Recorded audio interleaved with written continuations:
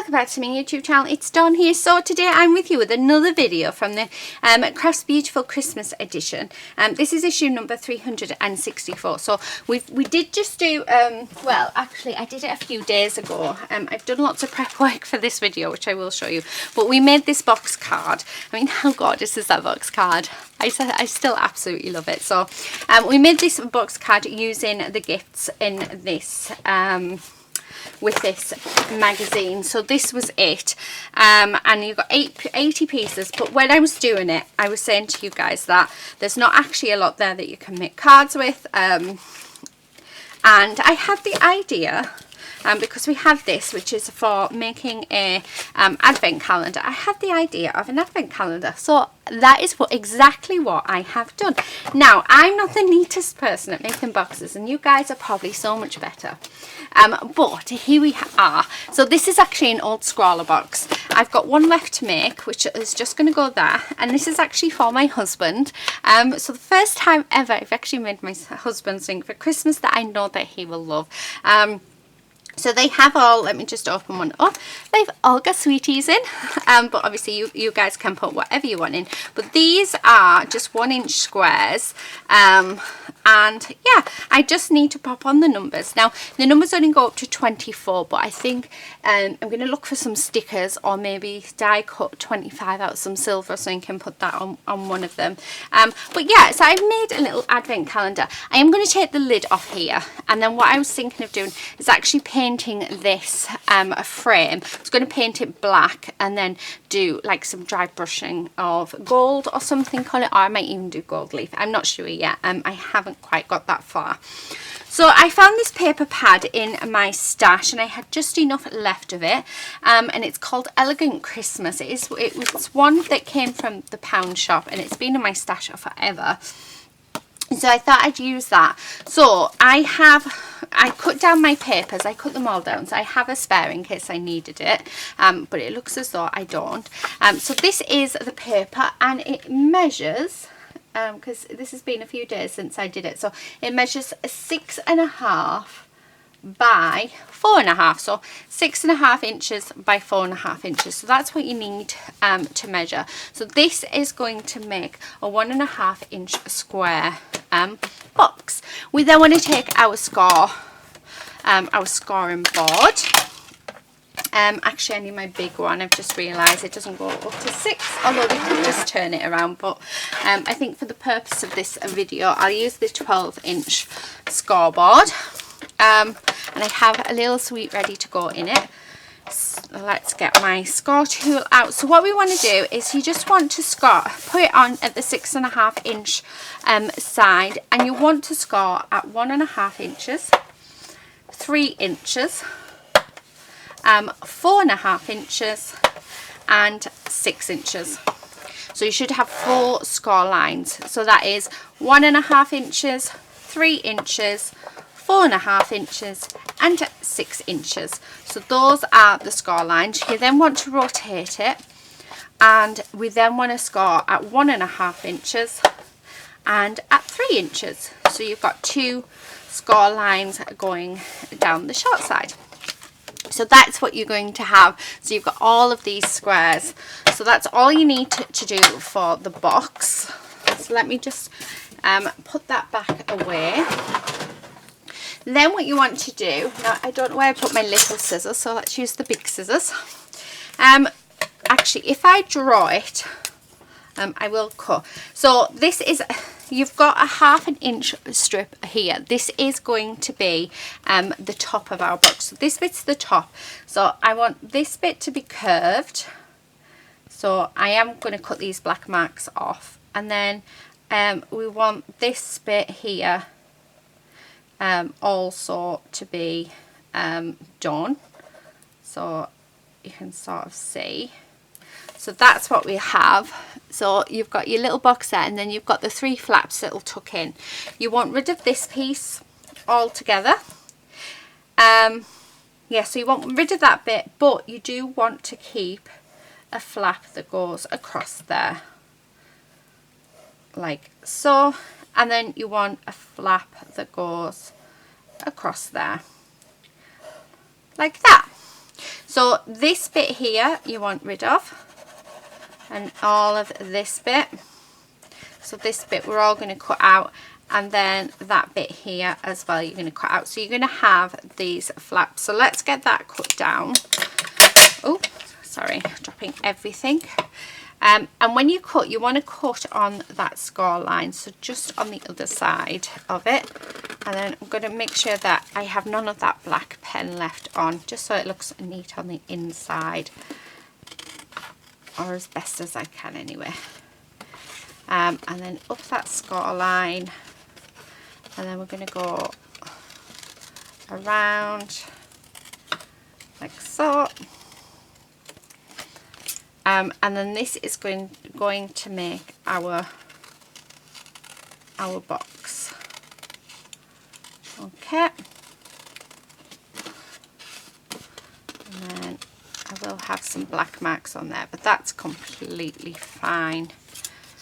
Okay. And then cut down that bit. So this is what you should have. So let's get rid of those. So this is what the shape you should end up with. So you can just see all those score lines. Once we've done the score lines, you just want to fold everything over. So you want to burnish all your score lines. And it really is super easy to do, just like so. But you need to have those nice and burnished, because it just helps the box just go together so much better. Okay, and then the last piece there. So once you've done that, it's then just gluing it together. So I tend to hold it like this. So I've got these two pieces in my hand, and I just fold them, and we're going to put glue on this flap and glue on this flap, and then fold this over and line up each side like so. Okay, so there's one. Make sure that's lined up nicely, and then turn it over, and we're going to put glue on these flaps and on these flaps, and we're just going to pop that on like so, making sure that it's nice and adhered down. I then want my sweetie. So these are just celebrations, and we pop that in, and then just folding those edges in, we're just going to tuck them into our box, and there we have it. That is our little box. So then let's bring this back in, and what we can do is just pop that in there. So there is our advent calendar already done. Now I am actually just going to cut this off. But yeah, how perfect is a scroller box for this? So a good way to recycle. But you can put these little cubes in whatever you want. The other idea that I had was actually tying ribbon around them and having like a little, or even string. So let me show you. So this was the other idea that I was thinking of, that I was thinking of doing before I found the box. Was actually popping the string on, and then you go around it like so, like that. Make sure that's tucked in and not caught on anything. Okay, and then tie it in a knot, and then we would put it so that you could hang it off your tree. Just like that. Obviously you'd put a bow and everything on, but that was the other way that I thought, because I thought I might I was going to actually hang these on the tree for my husband, but yeah, like I said, I found the little box, so I thought why not. So here are these pieces. Actually I might put this Merry Christmas on number 25. So yeah, right, so let's pull all of these out. I'm going to stick all of these on. But I think my husband will like this. But I just thought it was a nice little idea, and a way to, I've never made an advent calendar before actually. Well, I lie. I've made one for my friend, but nothing like this. I made her like a card style one with little pockets. So I've never done one with boxes. So yeah, I have to say I really enjoyed it. Okay, so that's the advent calendar pieces. We do need to get rid of all of the tabs because they will annoy me, and I know they will definitely annoy my husband. So, and then I'm just going to randomly go around and stick them on. So just like this. So continuing that all the way through, and they're not going to be in any particular order. I literally am just going to stick them on wherever, yeah, wherever I fancy really. And if they're next to each other, then they end up next to each other. So I'm just going to continue doing this. I don't think you need to see it all, but yeah, I just thought I'd come on and just show you basically what I did. I might actually put the next bit on speed up and actually paint the box and decorate it all for you so you get to see it. I don't know how long it would actually take me to do. I know that most of you prefer my talking videos, so just while I'm doing this, I'm sort of having a tug of war in my head of whether or not I want to do it like on normal video, or whether I want to do it on speed up video to do the box its actual self, like the box underneath. And I'm thinking, see, I don't know. I'm going to say actually, no, I think, oh, there's my phone.